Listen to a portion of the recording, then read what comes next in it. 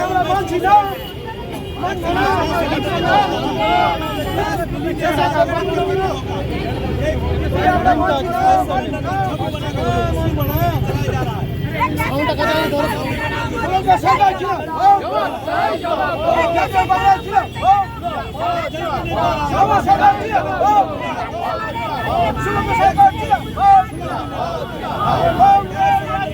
BJP হুঁশিয়ার, কংগ্রেস রাজপথে তৃণমূল হুঁশিয়ার,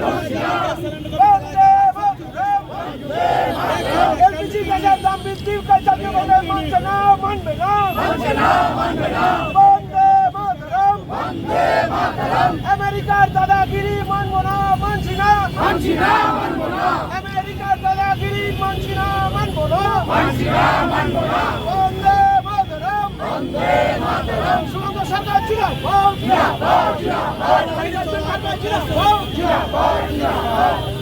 রাহুল গান্ধী ছিল,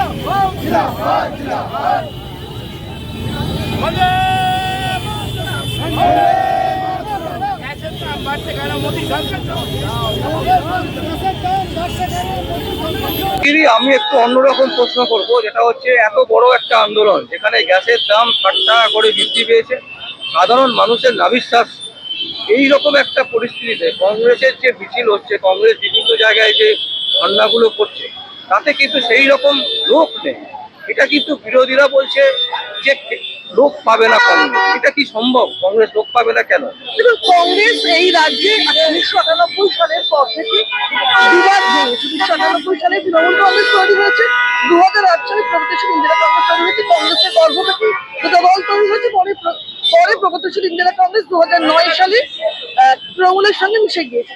দুইবার যে দল একটি রাজ্যের একটি দল যদি ভাঙে, এবং তারপরে 2012 পর থেকে শুরু হলো দল ভাঙানোর কালচার, এত ঝঞ্ঝা, এত দাপট সামলে নকল কংগ্রেসের মোকাবিলা করে, এখনো বৈকি তৃণমূল কংগ্রেস বলতে হচ্ছে, তো নকল কংগ্রেসের মোকাবিলা করে যাদেরকে আমরা ক্ষমতায় বসিয়েছিলাম, তাদের মোকাবিলা করে আমাদের শক্তি কম, এই সত্যকে আমি অন্তত অস্বীকার করছি না।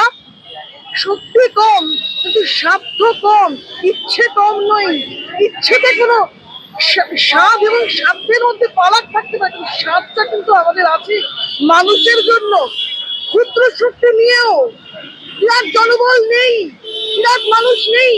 আজকে শুভঙ্কর সরকার মাননীয় প্রদেশ সভাপতি, তিনি নিজেও ব্যস্ত আছেন দিল্লিতে, তাও তার নির্দেশে সামান্য শক্তিতে এই যে মানুষের কথা বলার জন্য আজ 100 বছরের দলটি পথে এখনো আছে, বুকে আগুন নিয়ে মানুষ যে এখনো কংগ্রেস गर्व से बोलो हम कांग्रेसी है এখনো যে বলছে, আপনি এই জোশটাকে, হাউস দ্য জোশ, এই জোশটা কি সম্মান জানাবেন না?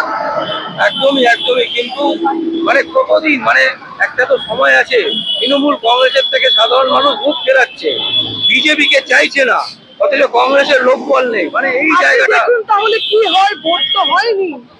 আমি আপনাকে আবারও বললাম যে কংগ্রেস দুবার ভেঙেছে এই রাজ্যে, একবার নয়। ইতিহাস বলছে দুইবার কংগ্রেস ভাঙার পরে আজকে তারপরেও কংগ্রেস এখনো আছে, এখনো ইয়াং ছেলেরা আমাদের দল করছে, এখনো যুবশক্তি আমাদের সঙ্গে আছে, মাতৃশক্তি আমাদের সঙ্গে আছে। বিদ্রোহী হতে পারি কিন্তু তুচ্ছ নই, একটা চিঙ্গারিও একটা বিপুল সাম্রাজ্যকে করিয়ে দিতে পারে। বলছি আগামী দিনে কি হবে, মানে কংগ্রেস কোন দিকে হাঁটছে? দেখুন, আমি তো জ্যোতিষ, এই তো জ্যোতিষের প্রশ্ন হয়ে গেল, আপনি আঙ্কেল হয়েছে আপনার এই প্রশ্নটা করতে গেল। আমরা মানুষের আন্দোলন নিয়ে পথে থাকবো। এবার মানুষের কাছে আমাদের একটাই দাবি, যদি দেখতে চান, বদল চান, ধরুন হাত বদলাতে চান, হাত বাড়ান, পরিবর্তন চান, হাত বাড়ান। হাত দেখানোর, হাতই দেখাতে রাস্তা, হাতেই রাখুন আস্থা। কারণ আপনারা তো নকল কংগ্রেসকে তো বিশ্বাস করলেন 15 বছর। আমরাও সঙ্গে ছিলাম, আমরাই বসিয়েছি 2011 সালে মাননীয় সোনিয়া গান্ধী সর্বোচ্চ সহায়তায় আজকে মমতা বন্দ্যোপাধ্যায় ক্ষমতায় এসেছেন। এই ইতিহাস সবাই জানে, বাংলার মানুষ জানে, আপনি জানেন, আমি জানি।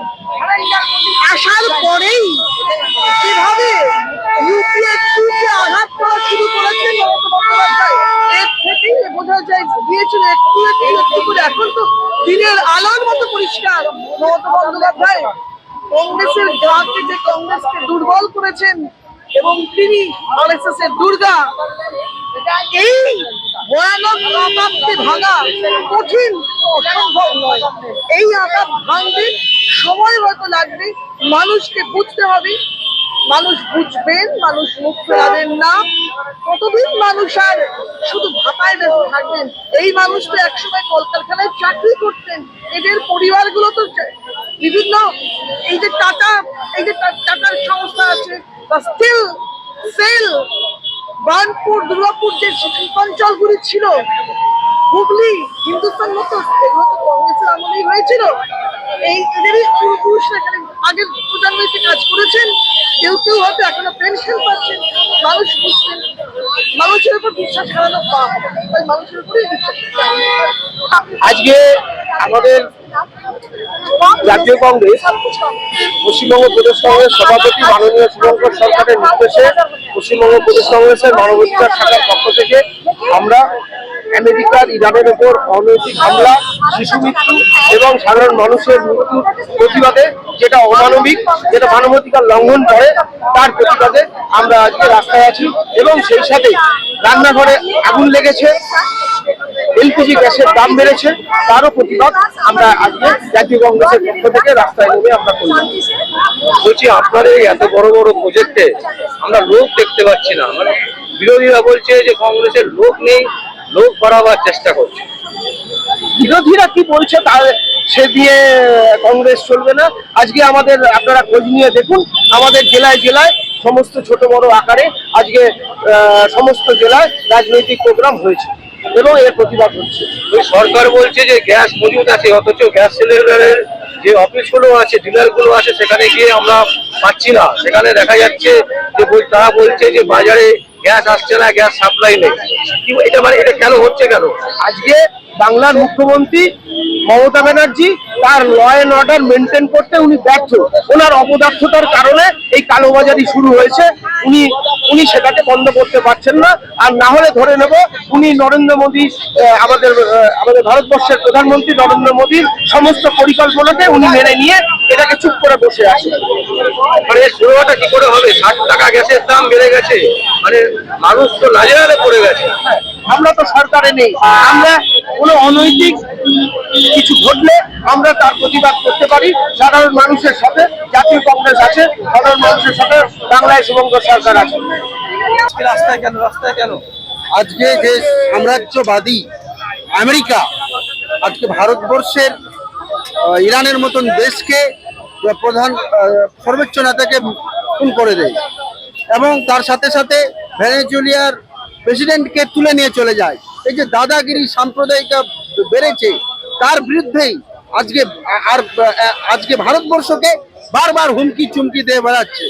লজ্জার বিষয় হচ্ছে আমাদের প্রধানমন্ত্রী এফস্টিন ফাইলের কারণে বা অন্য কোনো কারণে হতে পারে যে চুপ করে গেছে, তাদেরকে কোনো উত্তর দিচ্ছেন না বা কম্প্রোমাইজ হয়ে গেছে। তো আজকে আমরা আমেরিকার সেই সাম্রাজ্যবাদী বিরুদ্ধে রাস্তায় নেমেছি।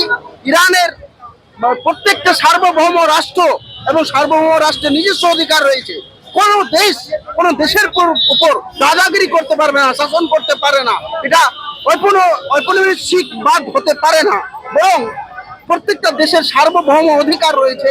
তাদেরকে রাষ্ট্র পরিচালনার ক্ষেত্রে গণতন্ত্র এবং তাদের জনগণ সেটা ঠিক করবে, আমেরিকাকে ঠিক করে দেওয়ার জন্য। এই সাম্রাজ্যবাদের বিরুদ্ধেই পশ্চিমবঙ্গ প্রদেশ কংগ্রেসের মানবাধিকার শাখা অর্থাৎ শুভঙ্কর সরকার দাদার নির্দেশে এবং অভিজিৎ রাহা, মাননীয় সভাপতি অভিজিৎ রাহা মহাশয়ের নেতৃত্বে আজকে আমাদের এই প্রতিবাদ সভা। প্রতিবাদ মুখ করে বাড়িয়ে দেওয়া হলো এবং সরকার বলছে যে গ্যাস মজুদ আছে, অথচ গ্যাসের যে দোকানগুলো আছে, ডিলারগুলো আছে, তারা বলছে গ্যাস সাপ্লাই ঠিক করে হচ্ছে না। এই চূড়ান্ত অব্যবস্থা কি করে হচ্ছে, মানে কেন হচ্ছে? দেখুন, এটা তো 56 ইঞ্চের সেনাকে জবাব দিতে হবে, নরেন্দ্র মোদীকে জবাব দিতে হবে। ভারতবর্ষের মানুষ বুঝুক যে যে লোকটাকে অন্ধ ধর্মের নামে নিয়ে এসেছিলেন, সেই লোকটা কিন্তু সাধারণ মানুষের কোনো কাজ করবে না। নরেন্দ্র মোদীকে সরিয়ে যদি জাতীয় কংগ্রেসকে না নিয়ে আসা হয়, তাহলে কিন্তু ভারতবর্ষের মানুষ সুখ পাবে না, ভারতবর্ষের মানুষ আরাম পাবে না।